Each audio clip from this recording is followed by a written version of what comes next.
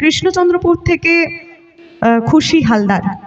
এখানে উপস্থিত সকল দর্শকবৃন্দকে জানাই আমার প্রণাম ও আমার সমবয়সী বন্ধুবান্ধব ও ছোট ভাই বোনদের জানাই আমার ভালোবাসা। তো আজ হলো যুব দিবস। তো আজ বিবেকানন্দের স্বামী বিবেকানন্দের চরণে আমার সশ্রদ্ধ প্রণাম জানিয়ে আমি আমার বক্তব্য শুরু করছি। তো আজকাল স্বাধীনতা বলতে আমরা শুধুমাত্র রাজনৈতিক স্বাধীনতার কথা ভাবি না। আমরা স্বাধীন দেশেই জন্মেছি। আচ্ছা, আমরা কতটা স্বাধীন হতে পেরেছি মনে প্রাণে, নাকি মুখেই বলা আমরা স্বাধীন, আমাদের চিন্তা ভাবনাগুলো স্বাধীন? সত্যি কি আমরা স্বাধীন হতে পেরেছি? কিন্তু চারিদিকে এত কিছু দেখার পর মনে হয় সত্যি স্বাধীন হতে পারিনি হয়তো আমরা এখনো। ব্রিটিশদের দ্বারা পরাধীনতার ব্যাপারে আমরা ইতিহাসে পড়েছি, কত রক্ত, কত মানুষকে হারিয়েছি আমরা। তবু কি স্বাধীন আমরা? আমরা মুখেই বলি স্বাধীন দেশের নাগরিক, সবাই এক। তাহলে এত জাতপাতের ভেদাভেদ কেন? হিন্দু মুসলিম নিয়ে নাক বেঁকিয়ে কথা বলা কেন? মনে রাখবেন, দরকারের সময় কিন্তু দেশের হয়ে সবাই লড়াই করতে জানে।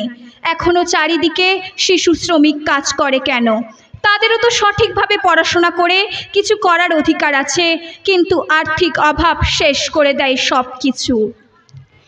আজ আমি যেই টপিকটা নিয়ে আলোচনা করছি সেটা হলো চিত্ত যেথা ভয় শূন্য, উচ্চ যেথা শির, জ্ঞান যেথা মুক্ত, যেথা গৃহের প্রাচীর। স্বাধীনতা বলতে যেখানে চিত্ত ভয় শূন্য হবে, অর্থাৎ মানুষের মধ্যে কোনো ভয় থাকবে না, যেখানে মানুষ মাথা উঁচু করে বেঁচে থাকবে, যেখানে জ্ঞান হবে উন্মুক্ত, জ্ঞান হবে সবার, যেখানে থাকবে না কোনো ভেদাভেদ।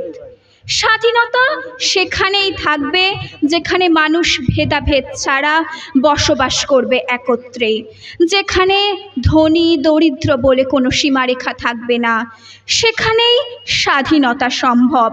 স্বাধীনতা সেখানেই সম্ভব যেখানে মানুষ তার হৃদয়ের কথা বলতে পারবে নির্দ্বিধায়, অর্থাৎ যেখানে হৃদয় থেকে সত্য উচ্ছ্বাসিত হবে, কারণ সততাই উত্তম পন্থা।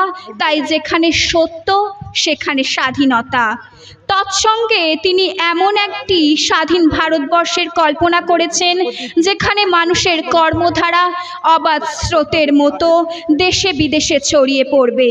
স্বাধীনতা সেখানেই থাকবে যেখানে মানুষের সাফল্যের প্রচেষ্টা বা তাদের কর্মধারা কোনো রাজনৈতিক বেড়াজালে আটকা পড়বে না। কবি স্বাধীনতার কল্পনা সেখানে করেছেন যেখানে তুচ্ছ আচার আচরণ, অযৌক্তিক প্রথা ও রীতিনীতির দিয়ে জ্ঞান ও বিচার আটকে দেওয়া অসম্ভব। অর্থাৎ স্বাধীনতা সেখানেই থাকবে যেখানে যুক্তি ও জ্ঞান কুসংস্কার অন্ধবিশ্বাসের কাছে হেরে যাবে না।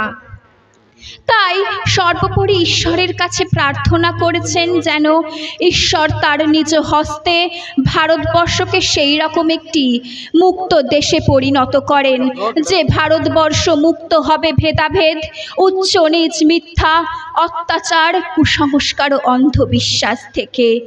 আর তখনই ভারত হয়ে উঠবে স্বর্গরাজ্যে।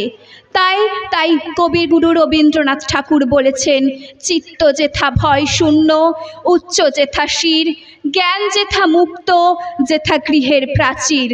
আপন প্রাঙ্গণ তলে দিবস সর্বরি, বসুধারে রাখে নাই খণ্ড ক্ষুদ্র করি। যেথা বাক্য হৃদয়ের উৎস মুখ হতে উচ্ছ্বসিয়া উঠে, যেথা নির্বারিত স্রোতে দেশে দেশে দিশে দিশে কর্মধারা ধায়, অজস্র সহস্রবিধ চরিতার্থতায়। যেথা তুচ্ছ আচারের মরু বালু রাশি, বিচারের স্রোত পথ ফেলে নাই গ্রাসী। পৌরসেরে করেনি শতধা, নিত্য যেথা তুমি সর্বকর্ম চিন্তা আনন্দের নেতা। নিজ হস্তে নির্দয় আঘাত করিপিত, ভারতের সেই স্বর্গে কর জাগরিত। নমস্কার।